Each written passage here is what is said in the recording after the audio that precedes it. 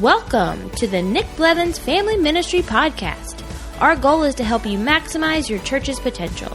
You'll hear from top leaders in children's, student, and family ministry about the principles and practices they use. Now here's your host, Nick Blevins. Hello everyone, I'm Nick. Welcome to the podcast. It's episode 20, and my guest in this episode is Nina Schmidgall, family pastor at National Community Church in Washington, D.C. National Community Church is a large multi-site church in D.C. there, which I'm in outside of Baltimore, Maryland, so we're pretty close. And Nina and I have become friends over the years, talking ministry and sharing ideas and all those kind of things. And in this episode, Nina and I talk about women in leadership. And we've talked about this topic on the podcast before. In episode 6, we had Cindy Fialo on, and we talked about two topics, but one of them was this. And Cindy and Nina are actually really good friends, and they just have so many great things to say about this topic that I think are really helpful. So I'm excited for it. And before we jump in, I just want to remind you that if you're interested in jumping in some mastermind groups with some other ministry leaders, monthly video calls basically where we talk about 3 questions: what is going well in your ministry, what do you need help or input on from the group, and what resource can you share? If you're interested in being in a monthly video call with some other children's ministry leaders or youth pastors or next-gen pastors, be sure to sign up. I'm going to close sign-ups probably this coming weekend, and then form some groups out of that, which will be really fun. Just go to nickblevins.com/mastermind, and you'll be able to sign up there for more information. But let's go ahead and jump into this interview with Nina Schmidgall. Nina, it's good to have you on the podcast. Welcome. Hey, thanks for having me, Nick. Tell us a little bit about yourself and your family and your role at National Community Church. Yes. Okay. I have been married. In fact, I celebrate my anniversary pretty soon. We've been married 12 years and live right on Capitol Hill, just a few blocks from your nation's capital. And I moved to D.C. originally to work for the United States Congress, to work in the House of Representatives, which I did for a little under a decade. My husband is in ministry as well. He's actually the executive pastor at National Community Church and has been there pretty much since the beginning. And we have 3 kids. And our oldest, Eloise, we call her Ella.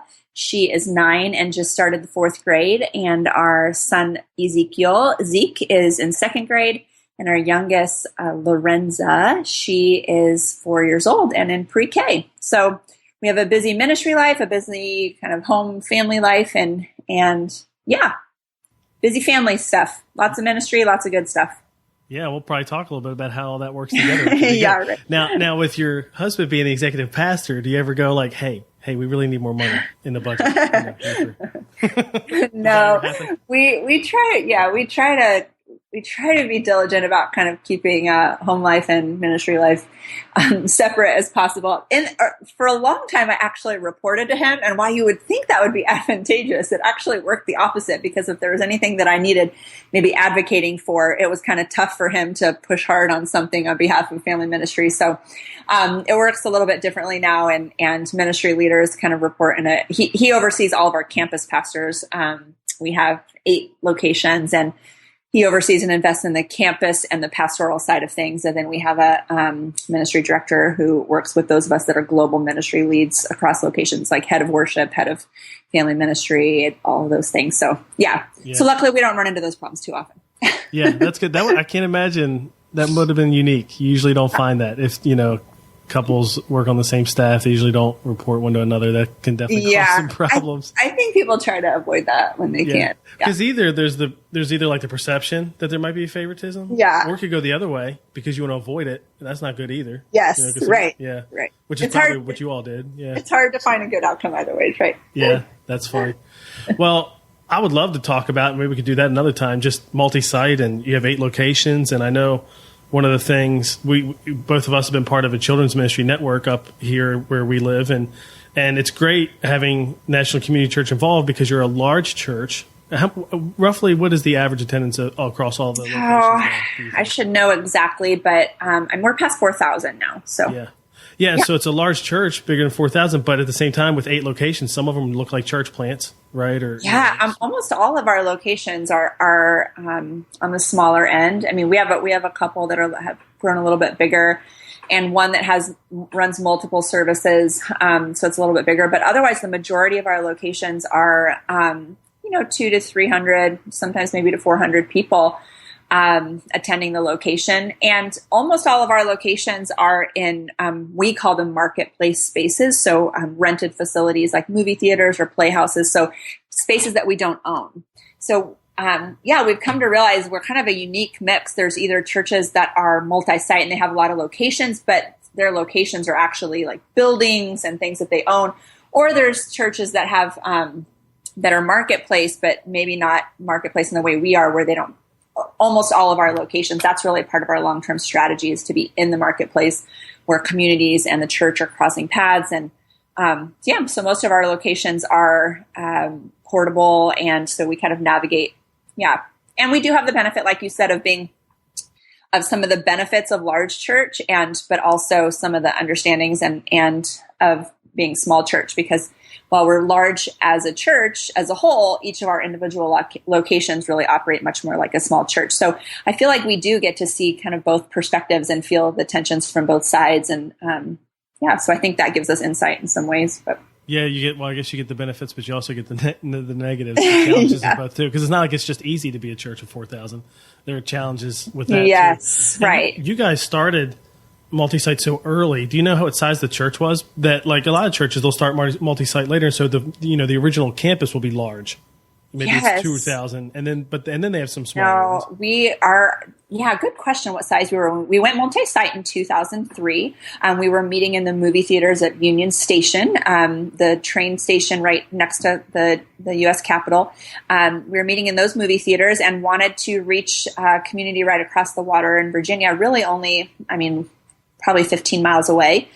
So we started renting a movie theater there. Our original location was, I don't know, it has to have been maybe around 400, I'm guessing. There was multiple services, but, and so we weren't that big. It's probably the same story as a lot of churches now, that their primary location grows pretty large and then they decide to kind of do a second thing. We were still pretty small when we went multi-site, and not that many people were doing it back then. So, we had to kind of wrestle through a lot of those challenges for the first time on our own. And, and actually for a long time, we're launching about one location a year. And that's one of the benefits, I guess, when you're not building properties and you're in rented facilities, is you can reach new communities at a faster pace. So we were able to do that. And DC, most of our locations are pretty close to each other, but as you can understand, kind of in large cities, is even just, a few miles away is really a totally different community that we're able to reach by having multiple locations. So it's really great. Yeah, it's cool. And your story is great too, because I think a lot of people don't. You were just saying before we start recording that you're about to celebrate 20 years. And yes. I don't know if people see it like, because, once multi-site became more popular, and especially with Mark's writing and books and things like that, they might look at it and feel like, oh man, that thing just blew up overnight. But there was so much hard work for so many years. Yeah, there was a lot of years, right? There was a lot of years really of, of it being kind of really small before things really started to grow and develop. So yeah, you always pray that you be faithful in the smaller seasons.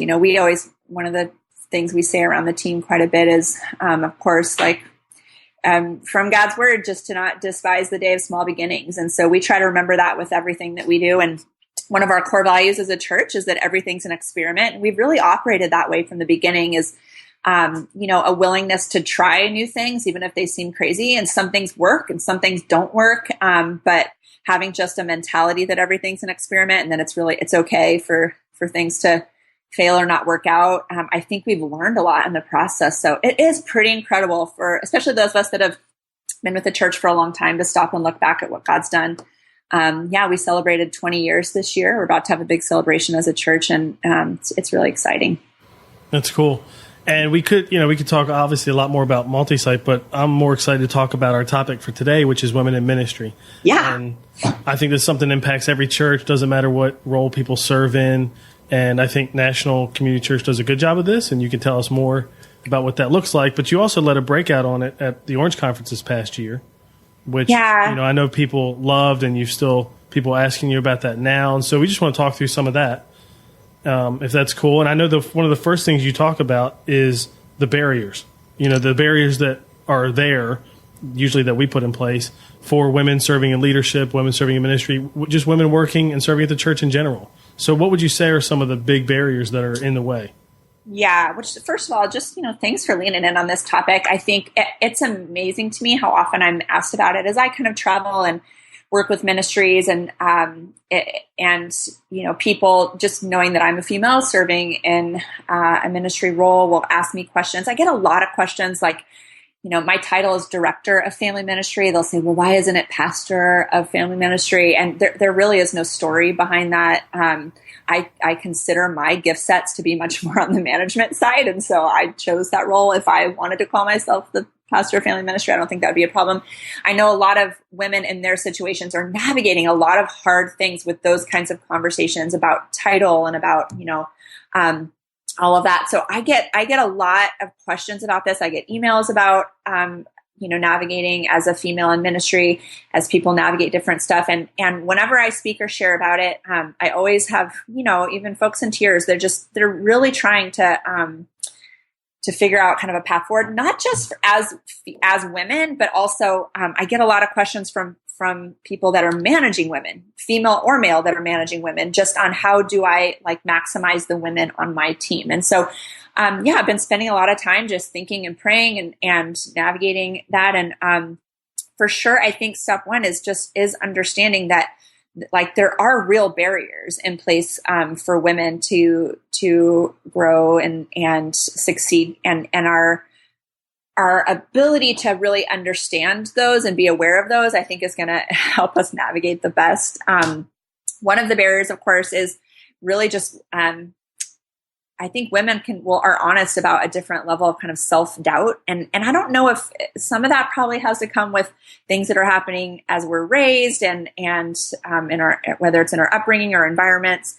But I started talking when I was first kind of preparing earlier this year to navigate some of these topics. I started talking with some of the young females on our team. We do a protege program every year where folks come and spend a year working with our staff. And so I talked with some of the proteges, and the stories that they were telling, they were saying, explaining situations that they go into where they might feel the need to apologize, where maybe men kind of don't, or feel a level of hesitancy that men don't. One shared a story about kind of being at a conference where the facilitator opened up and said, okay, we have time for maybe one more question before we have to finish up. And then all the women in the room really put their hands down. So that, I felt like, kind of painted a picture that, wow, women are walking into situations maybe feeling a different level of confidence or self-doubt. And I think part of that comes from the extent that sometimes we, as females, we're sometimes one of the only ones on the team. So, you sometimes can have the additional pressure of feeling that my mistakes might hold more weight, or it's going to stand out more. If I'm on this team and make a mistake, then that's going to be because I'm a woman. I have a different level of pressure. So it's been interesting to explore the idea of some of those feelings, like how are just some barriers being our own self-perceptions, and how do we overcome them? And then, of course, there's barriers like real, glass ceilings. I mean, whether it's, opportunities or policies in place that put, kind of barriers or limitations on place. Maybe something that we're not really saying, it's not really in a policy, but it really is happening. Some churches, I think it is actually a policy that a woman cannot be in this, perhaps a teaching role, or perhaps have this particular title. Others, it might not be a policy, but there might be some other kind of reasons at play there. And so I think, and those situations are really always tricky. It's hard to counsel women through those situations. Like, do I stay or do I go if there is a glass ceiling in place? And I think that, we know that there are times that the Lord asks us to walk through just a situation, and maybe he's kind of working, some things through it. And there's times that really your ability to influence is going to be, hindered unless you kind of step into a different situation. And so, so there's actual barriers in place, sometimes real, sometimes perceived. I think also door to entry is another thing that will kind of be a barrier. Sometimes most of the women that I really respect in ministry and have been, grateful to develop relationship and friendship with some of them, they all share that for most of their story is that it was a man that opened the door in the first place. It was someone who believed in them, or someone that gave them opportunity and said, hey, you might not even believe in yourself to do this, but I really want you to take this opportunity. And Nick, I think over time that's going to change as more and more women are in places of influence. We will be able to kind of leverage opportunities for each other. But I think it really is like, it's fascinating for those of us that either lead staff or that lead volunteers to be thinking, wow, someone's ability to realize their full level of potential or influence might be dependent on my ability to leverage or position them or encourage them or call out from them. And so that's been one of the greatest takeaways for me is how am I looking for gift sets in women and calling out and making a way or opportunity for them, pushing them, encouraging them, opening doors of opportunity, looking for those things. How important that really is, and that if all of us could really be tuned into that in a different way. Because we could miss that, right? And I don't want to. Again, we're going to talk about some things that might be stereotype, but there's a reason a little bit because some of it will be true. And the same thing you're talking about, I think was important for me to remember too. That maybe a woman who I would lead, or even just somebody else on the team, would not really become all God has designed for her to become until somebody speaks that into her early in life. And I think all of us could go back and point to the same moment with somebody else doing that to us, right? Yeah, and maybe we just forget about it once we're adults, or so to speak. We've been in the workplace for a decade or something like that, and we don't feel like that's important anymore. But maybe it is really important. It can make all the difference in the world from a confidence level. Yep. Absolutely. I think, that's why I mentioned just recognizing that there's actually also some self-limitations sometimes in women that, of feeling like, there's not necessarily room to fail, or all eyes are going to be on me, or whatever the case might be. So I think there is a difference of,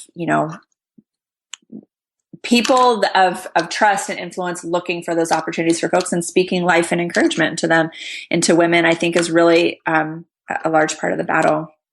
But, the other piece too is and probably the one that comes up the most is the barrier of just family balance. And I don't think that only applies to women that already have families, because I've been surprised at how many of the young, like the women on our team, have shared that sometimes even they will resist or hesitate an opportunity because it might prevent the opportunity for family, or it might, it ultimately combat the opportunity to make family a priority. And so I think that is where it calls for just, we're at a new day where we have to be thinking about new opportunities for flexibility and, just being willing to make things work where women aren't forced to have to choose between family life and ministry life. And that comes when we're navigating volunteers, that comes when we're navigating staff. But those are real fears and wrestles that I think, honestly, all of us, men and women, have, but that women are navigating quite a bit when it comes to ministry. So and in the market, it seems like in the business world, for sure, flexibility is like kind of the new thing. It's almost weird if your company is so rigid that it's got to be this and you're in the office from this time. And that's still very prevalent, obviously. But with newer companies and with companies that are doing some great things. But on the church side, in some ways, we should be the best at it. Now, and that has been, I will say that has been, like I remember my youth pastor growing up, he's still a mentor to me now, we meet, and he would talk about, with all the struggles and the pressures and demands of ministry, one of the great things was just having a more flexible schedule. So that's sort of always been there. But specifically as it relates to women in leadership, it's probably really good that we embrace that, right? Don't get annoyed by it, but encourage it. Because I could see that happening. Yeah. I don't know, maybe you've seen that or not, but maybe that's not happening for this man on staff because he doesn't also have to be at home for these different things. So then when a woman on staff does it, maybe it's a double standard and we get upset. Yeah, flexibility and priority for family, like that could probably be its own whole podcast talking about men and women, and how do we prioritize those things in the workplace and even in the volunteer world. And, but particularly, I worked for Congress. And so I worked in what is a very traditional, work environment and some of the demands of what that looked like. And then I've worked in the ministry world and seen kind of some of the pressures on flexibility kind of in both ends. I mean, in some ways with ministry, and I even tell my team this, in some ways it's one of the most demanding areas of job, right? Like you're never off. There's needs on you 24 hours a day. It's not something that when you walk in the door to your family you can turn off and be done with. On the other hand, it's one of the most flexible in the sense that I can invite and do work with my family probably more than most jobs, where my kids can join me in things that we're doing, and community, even for folks that don't have kids, community and other priorities are can be built into some aspects of the job. So I think there's kind of a both and with ministry. There are some additional pressures, but additional benefits as well. And, I think those of us in management, whether of volunteers or staff, have to just be figuring like, how do we be tuned in that we are making like volunteer opportunities and workplace requirements like suitable to the other priorities in the lives of women. And I don't think it's just family and kids. I mean, a lot of the young women I talk about that don't have kids yet are talking about like there's a strong passion for community and friendships and small groups and all these other things in their lives. And so how are we looking to create places where those things can be a priority? So, and I actually right now on my team, all 4 of my, higher level employees that I manage they're all newly married, all of them. And at a place where really any of them at any moment none of them have kids yet, but they're all newly married and could have kids anytime. I could end up in a really bad situation. I tease them all the time. If they all decide to have kids at the same time, they're going to plot it together. And yes, right. Sorry, we all have to be gone the next 2 months. Right. Good luck. So I feel like I really see this side of things from both sides. Like I have benefited from flexible work schedules that have allowed me to always feel like my family is a priority. And I also see it as a manager where I realize the real implications of, of juggling those things so that people can be lean into their families when it's the right time. And I'm just saying that the more that we lean into the difficulty of that and navigate and make a priority to be aware of some of those tensions, the more that we're going to not alienate strong women that could, would otherwise work with us for a long time and share their giftings for a long time and develop their gift sets and use them in our ministries. So yeah, I think it's just about leaning into those tensions and being willing to wrestle with them. I'd love to hear even some specifics if you can share some things about how you manage it. I think most people would be surprised. I knew you for years before I ever knew you were part-time actually in your role. Yeah. And like you said, now Nationals averages 4,000 attendance, 8 locations. There's so much. You lead all of the family ministry, children, students. And so I think people would be surprised that you do that part-time. So what are some ways practically that you make that work, and how does NCC help you with that family integration or balance? No, those are great questions. I think, first of all, I just want to be really clear up front that there is no magic. I think I used to look around and be like, how did they figure it out? They have some kind of inside scoop or that. The reality is everyone, even like the working women that look like they have it all figured out perfectly. I think everyone's it's always a juggling act a little bit. And where I think the greatest success is, like one of the greatest tips of advice I got is from my sister-in-law. She says it many, many times that she doesn't believe in the word balance, but instead embraces the idea of seasons. That there are seasons where you are more available in the workplace and seasons where you're more available and you're needed more at home. And that's the case for any stage of our life, right? And so I think coming to a place of embracing seasons is really, that has been the most beneficial for our family. Is there are seasons where we lean one way and seasons where we lean another, and trying to reevaluate. Very rarely do I know, and I know living in DC, there are a lot of almost everyone is some sort of kind of working working hybrid, and every hybrid is so different. And everyone is balancing really, really different. And usually it's changing kind of over the time. So I would just encourage folks that are trying to find ways to balance ministry and home life, male or female, really, to just embrace the idea of seasons, that to reevaluate, like, okay, we're going to walk in this season right now, and then we'll reevaluate. Is it still working for us, or do we need to make some changes?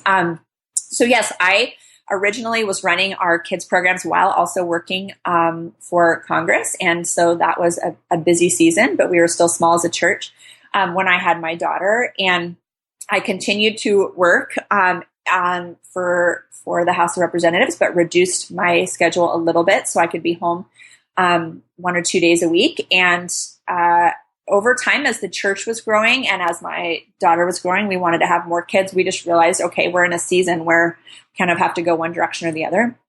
And so I had to be willing to kind of to make a choice. And so that's when I committed to be fully engaged on the ministry side.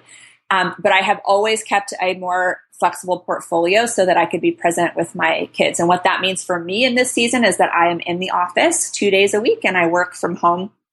3 days a week if you count Sundays, of course, because we're all on site on Sundays. So Sundays, Tuesdays, and Thursdays, and I work from home on Wednesdays and Fridays. Monday is our day off as a family. And I will tell you, that worked beautifully when my kids were young. Most recently, my kids are all in school now, and we've felt that tension since my oldest daughter, 4th grade, now started kindergarten. Wow, she's in school Monday to Friday, and we work Saturdays and Sundays. And we have to navigate this season where it's really difficult sometimes to find that balance of, well, when are we together as a family that one of us isn't in school or working? And so in this season, I'm very careful about, I look ahead at our calendar, and every day that our kids have off school, whether it's for a parent-teacher conference or something else, I put it on our calendar, and we take that time as a family, whether it's a Friday or a Monday. I try to plan ahead so that our ministry calendar is kept clear, that we can take a day and maybe drive, go to a lake or go to do something else fun, go out pumpkin picking or something fun. So it takes a lot of looking ahead for us. That's just one way we make it work in our family, so that we're balancing mom and dad both being involved in ministry. And then we also look ahead at our seasons of ministry. All of us know which times of year our calendar. September is a really busy year for my kids starting school. It's also one of our busiest times of year within ministry because we're loading and recruiting for all of our teams. So that's a tricky time. We just kind of anticipate that that's going to be one where we're pulling a lot of different directions and we're busy in a lot of nights, but we don't want to live in that place all year round. So those are just some ideas. And I think, some of those things apply on the volunteer season too. Like there are times when people can, are in a season that they, might need to lean more in on the home life. And there's times that, of course, we're hoping that they will be more involved and lean in, volunteering more and picking up more roles in the church. And I think we have to help not make people feel guilty when they're leaning in or out in different seasons. So yeah, I don't know if that helps at all. That's one of some of the ways that we navigate it, is trying to not feel kind of panic. And, I think it's really big too. Like the two other tips I would offer on that is for us. And one of our gifts as women is the compare gift. We love to compare to each other. Really a gift though. Right? Okay. Good point. Yeah. It probably doesn't feel like a gift when you're doing it. No, it doesn't. It's actually, no, it's we just are so amazing at being able to say, well, look how they're doing it. Look how they're juggling it. One size does not fit all. And, a lot of ministry families choose to homeschool so they can navigate, but that's not what fits our family. So I think there really is, there is something special about really kind of embracing your own story as a family and not comparing or even feeling prideful or feeling, down because it's not set up. Especially here in DC, we have some husbands travel a lot. And so we see those families navigating one way. We have, there's a lot of different stories. And so I think we really have to not compare. And then of course, just offering ourselves grace. Mommy guilt is real. I dropped my youngest daughter off for her first day of school this morning. And, I think about her all day long. And there are moments when I'm thinking I'm leaning this direction and someone's kind of being sold short. So I think we just have to offer ourselves the same grace that the Lord offers us and just try to reevaluate all the time. Do we have our priorities in the right areas? So yeah, those are some things that we're doing. I don't know if that helps at all, but yeah, I think it helps a lot because one of the things you clearly do is you don't have the expectation. You mentioned that you talked to someone who talked about the seasons. You have changed your expectation from this unrealistic every week is going to be amazing balance and integration or whatever to something more realistic. But then you maximize the times that you have off together as a family. That's probably huge. That's a takeaway I think all of us could do, use right now. And that takes planning ahead, Nick. I mean, I think that was my that was an insight for me, is that you have to plan ahead to have those wins. Whereas maybe in a different season, I didn't have to as much. We were together as a family and not a lot. And then now I'm in a season where I really do have to kind of plan ahead and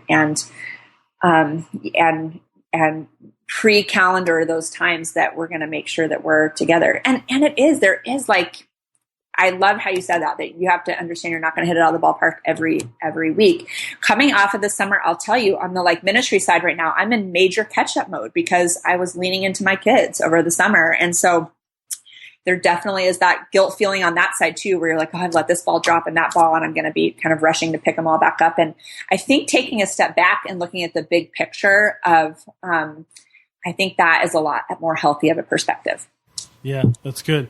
And I know we've talked a little bit about, you talk about tensions, just navigating the tensions. There's going to be these tensions with this, that they're always going to be there. We just have to figure out how to lead in them. And we talked a little bit about the double standard, but I'd love to hear you talk more about that, because I think sometimes we don't realize there's a double standard. Like we want to believe, oh, no, we treat everyone the same. Right? Yeah. That's not really true. So tricky. Yeah, I think, a lot of the frustrations I hear a lot is about the double standard. Like, man, if I come to the table, and if you come to the table and you're meek and you're mild, then you're considered maybe a doormat, or you're not taken as seriously. If you come to the table and you have more of the command strength, you're considered bossy, or maybe not. And I don't know. I think there are times that there sometimes can feel like there are expectations or perceptions, like, on women in ministry that maybe aren't there in the same way for, and I think sometimes we can overplay those things too, but, and then there's also just coming to peace with, and I think a lot of us have to do this. Like, how do we really accept the way that the Lord's created us, even if it doesn't look like what the expectations are? My husband and I, we both, we took the Strengths Finder test, and like both of us were upset kind of at our answers, because his felt maybe like it was all kind of sunshine and rainbows. He has positivity and harmony and empathy and adaptability. And mine just, I felt like, man, they seem so harsh. I have activator and command and achiever and all these things where I'm like, you just wrestle with what are kind of expectations about what I'm supposed to be like as a woman. And so I think part of it is just how are we careful in the workplace that, like, if a woman is assertive, that we don't like take it as aggressiveness, or if they're leading strong, that we don't take it as a bossiness. If sometimes if a woman is told is too direct, she's told to like soften her edges. And man, I just think I am raising my oldest daughter. She is a strong leader, and and so I'm just, of course, I want her to be encouraged in her gift sets and her strengths, and not, have expectations about what a woman in the workplace is supposed to be. So, yeah, that's good. That's good. Because we do that. I mean, if we're honest, right? Like, because I think of, doesn't it come up too with emotion? Like, and that's if a woman gets emotional, or I'm saying emotional, that's how we would describe it. When in reality, men will do the same thing. It just looks like maybe anger, or the emotion comes out different, and we don't talk about it as emotion. We talk about it as something else. Hey, and that's one side of it, is how do we talk about it and perceive it? The other thing is, like, how do we embrace it? Like, I think women sometimes are more emotional, and how do we maximize and utilize that? Our youth pastor on our team, we had a female youth pastor for a really long time, and we have a male youth pastor now. I was kind of asking him just some conversations about the people that he volunteers, like men versus women, and how is it different, leading different?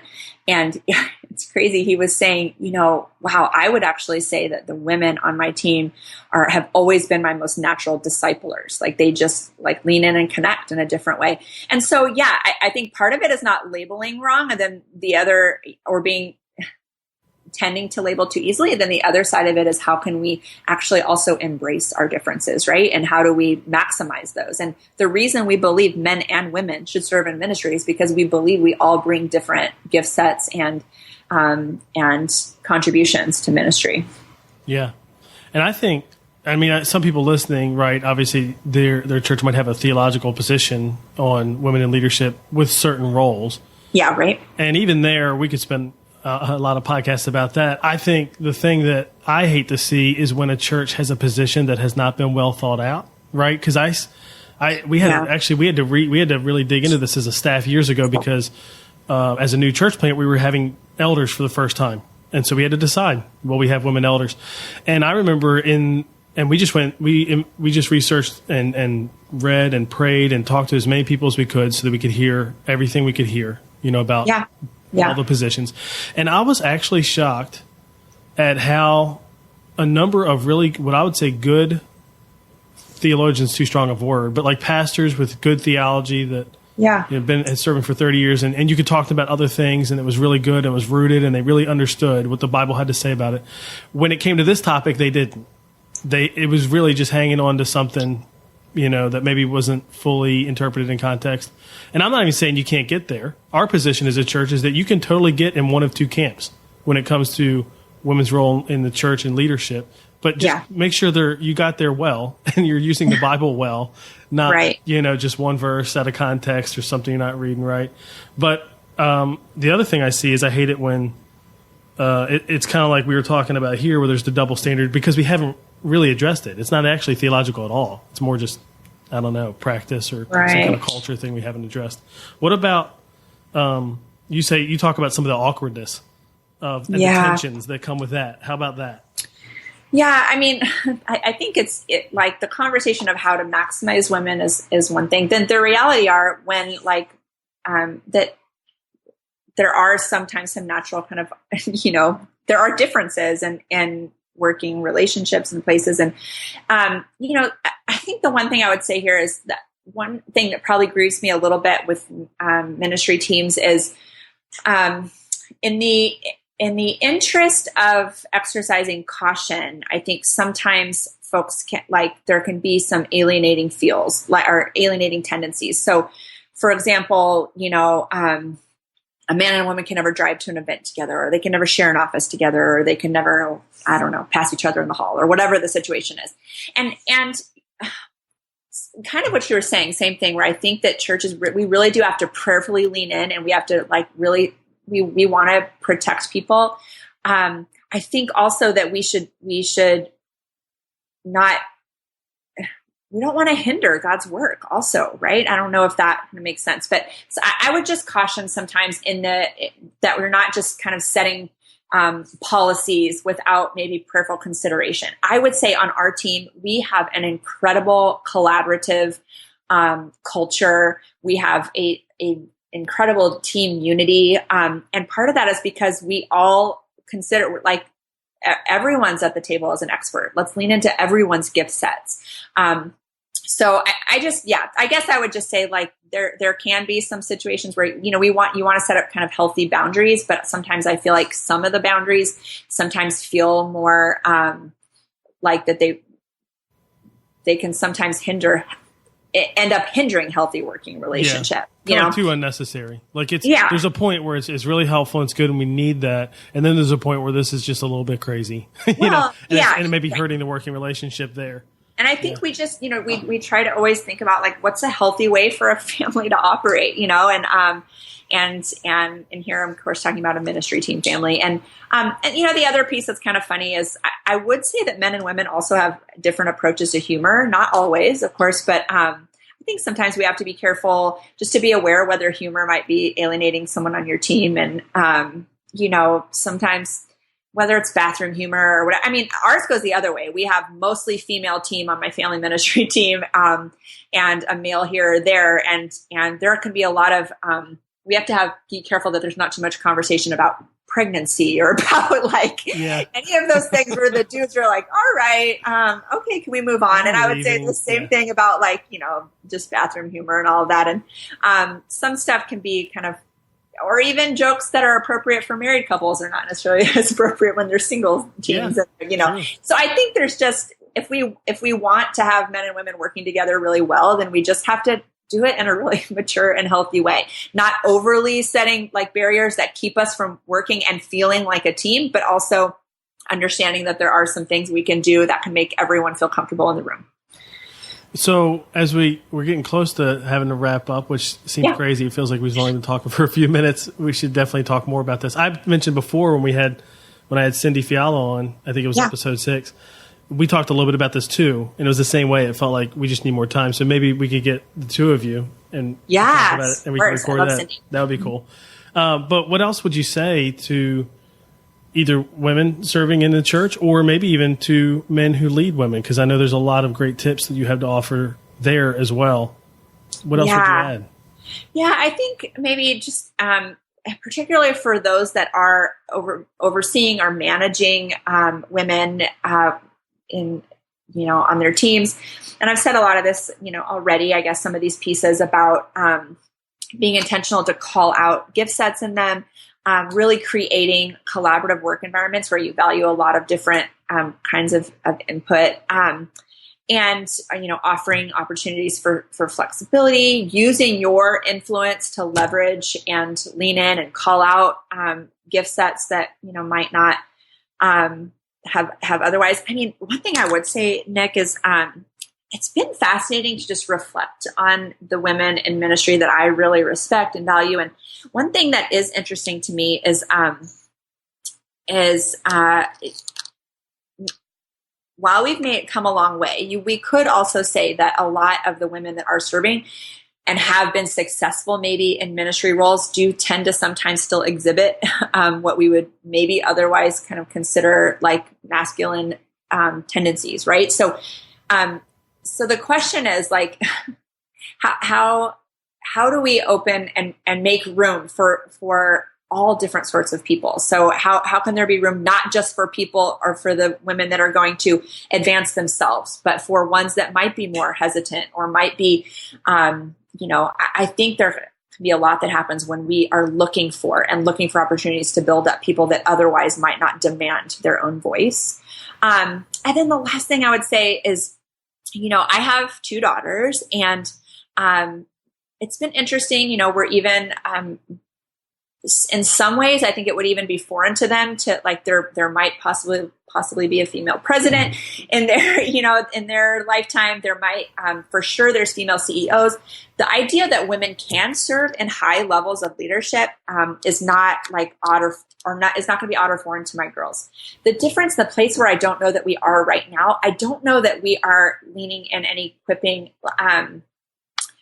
girls in the way that we should to prepare for many more opportunities. I feel like that's kind of phase 2. And an example of that, for example, if you look around and see what number of female communicators do we have, I'm always like, pushing, what these different kind of conference opportunities or things, we have to have more female voices. But the reality is like, sometimes is it because as young women, we weren't invested in or taught to communicate or lean in, like developed in some of those roles. So I think that's next step for us, and even you're talking about some of these churches that might have policies about who can teach and who can't. Sometimes changes happen over more than one generation. So I think part of it is about how do we start to not just teach our girls that they can, but also equip them to do it. So for all of us that work with young people, actually, that's probably one of my hopes and prayers also is, Lord, just give us the insight to be able to invest in the next generation, to believe not just that they can succeed as women and can be involved in a lot of different opportunities and roles, but also that they have the skills and are equipped and invested in to have the gift sets to actually do it. So that's good. That's good. Because we can do some things intentionally right now to give women chances to communicate, like you mentioned, because there is a measure of leadership that comes with communicating. So learning to teach on stage or host or whatever that might be. Because I remember we were having that conversation when we were both at kind of a gathering of leaders where there's a void there, like you said, that there aren't a lot of young female communicators in ministry, particularly student ministry. Yeah. So then it's harder to maybe get into roles later in the church that involve communication because they haven't had the chance to learn it, whereas the guys have. They've been given swings and go to college for it, and you just get chances. And that's true. And so that's something we could all do right now, be intentional about right now, is how we're going to develop young women as communicators and as leaders. That's good. Because, on the other hand, I know our church, we wouldn't even exist without women leaders in leadership. Like volunteers who lead other volunteers. Yeah. Most of them are women on our team. So clearly there's the need and the giftedness is there and all of that. Maybe, but the communication thing is interesting. We should definitely all take that and do something intentional with it to help develop young women. That's good. Well, I wish we had a lot more time. How can people connect with you if they have more questions? Or I know you're super busy right now, but people might want to reach out and ask a question. Is it Twitter, Instagram, yes, email? Twitter is just at Nina Schmidgall, and they can reach me at nina@theaterchurch.com or find me on the National Community Church website, which is theaterchurch.com. We meet in movie theaters, so that'll help you remember, theaterchurch.com. And so looking forward to it. Awesome. Well, Nina, thank you so much for giving us this time. This was really, really helpful. Thanks, Nick, and thanks for this podcast and all you're doing just to invest in leaders within family ministry. You've always been such an incredible and intentional leader, so really appreciative of you. Thanks. Well, that was a lot of fun, and I really wish we had more time. In fact, I'm pretty sure what we'll do in the future is I'll see if I can get Cindy and Nina together, and I'll just hit record. We'll just let them talk a lot about this topic and some other topics related to family ministry too. They're both just a wealth of knowledge. Isn't it true what we talked about there at the end? That part of the reason we're in this spot, yes, some of it's theological, some of it's cultural, just handed down, but some of it in church is just because we're not empowering and equipping young female leaders early on in high school and in college enough, the same way that we are with guys. So here's some action items I had coming out of there that might be helpful to you. One would be to survey your team, either formally or informally, to get a sense of the culture. Because a lot of times we just don't even know, especially as guys on staff. We just don't see where this might be happening. And maybe it's not on purpose at all, but it's there and we just don't even realize it. Another step might be to go through the areas that Nina talked about and identify where is your church the weakest. Where do you need to work on this the most, and start there? Another step would be to dig into the theology and really make sure you understand why you believe what you believe. If that's a huge factor in how you empower women and set them up to lead or not, then it's good to dig into the theology and make sure you know why you believe what you believe and get on the same page about that. Because I really do believe there are churches who have a position and it's sort of just been handed down. They obviously believe it as leaders, but it is not something they've fully investigated again. And I think that would be a really, really good thing. We had to do that as a church and when we first had elders. And it was interesting to see how many positions out there were not well supported. And then there are well supported positions on both sides. And so I just learned a lot from that, and I think you would too. So that would be a good step. Another one is just to think, what is the one step? What is the one thing we can do this month, let's say, to make a difference here? And maybe it's an important conversation that needs to be had. Maybe it's some specific questions that need to be asked about why we do what we do. Or maybe it's something we're not even doing, right? So what's one step? If you just step back and thought, okay, what does this look like at our church? What's one thing we can do this month to take a step here and do this better? And this last one might be your step. It's what we talked about at the end. And it's giving young female leaders chances to lead and teach. We don't do that enough, probably. And I think if we're honest, we need to invite them to do that. It's not something that we necessarily need to wait and maybe look for, who are the young ladies who are showing some form of leadership or the ability to teach or communicate in some way. Maybe we have to be proactive and know them and ask and invite and see and just see what comes of it. Because we'll definitely get a lot further if we do that. And maybe it's not for everyone. However, we do see some female leaders come out of that and they start teaching and leading and we start empowering them more and earlier in their journey. That's better, right, than if we just don't do that at all and wait for them to step up on their own. I don't think that's the way to go. I think the way to go is to invite them. And I think this is true regardless of gender. The key is to invite them and give them opportunities that otherwise they wouldn't have. I mean, how many of us are where we are because somebody extended an invitation to us that we never thought of, that we never would have imagined asking for? I know that's true for me. So those are some steps you could take. As usual, you can get the show notes at nickblevins.com/episode 20. If you haven't done so yet, please be sure to subscribe.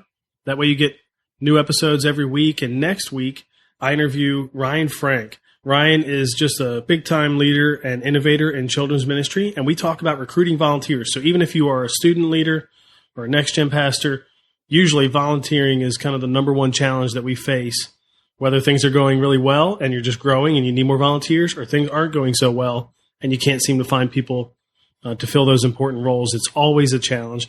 And Ryan and I talk about some practical ways that we can recruit volunteers better. So you don't want to miss that. Be sure to subscribe, and we'll see you in the next episode of the Family Ministry Podcast. Thanks for listening to the Nick Blevins Family Ministry Podcast. We hope this helps you maximize your church's potential. We would love to hear stories of how you apply what you've learned. You can do that by leaving a comment on iTunes or in the show notes at nickblevins.com.